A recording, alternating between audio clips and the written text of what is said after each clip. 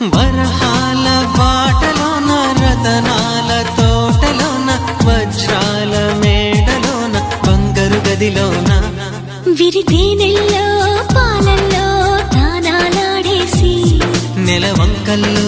వెన్నెల్లే భోంచేసి నలుదిక్కుల్లో చుక్కల్ని చిలకలు చుట్టేసి చిలకే కొరికి